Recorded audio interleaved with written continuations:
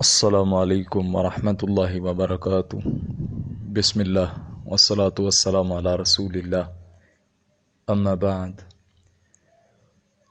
سوال پوچھا گیا ہے کہ ہمیں صدقات الفطر کس شکل میں ادا کرنا چاہیے؟ چونکہ ہم بیرون ملک رہتے ہیں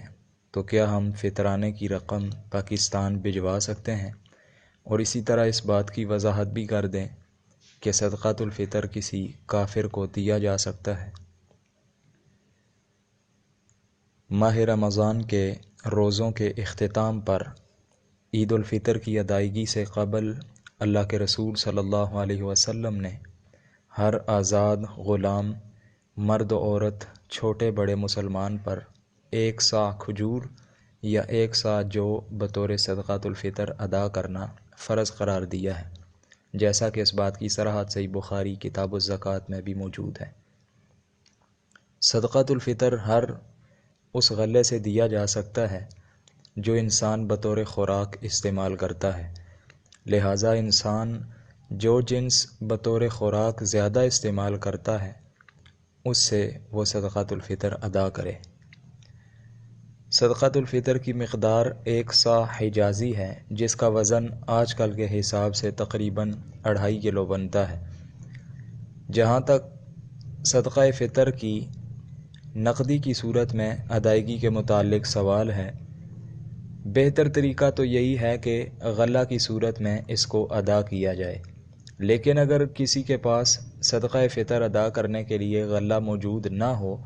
اور جس کو دیا جا رہا ہے اسے غلے سے زیادہ نقدی کی ضرورت ہو، تو دونوں صورتوں میں غلے کی بجائے نقدی کی صورت میں اس کی قیمت ادا کی جا سکتی ہے۔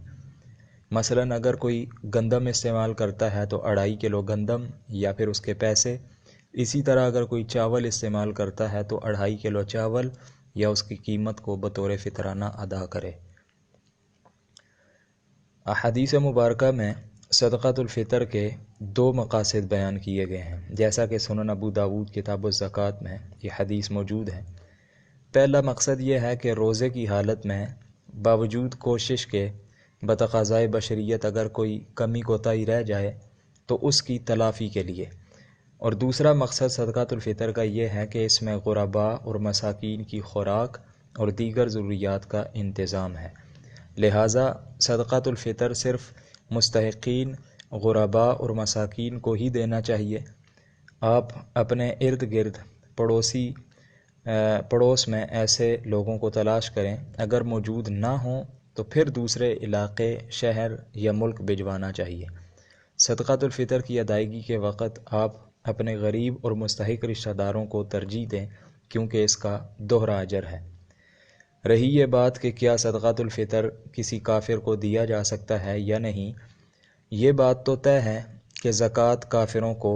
بالکل نہیں دی جا سکتی،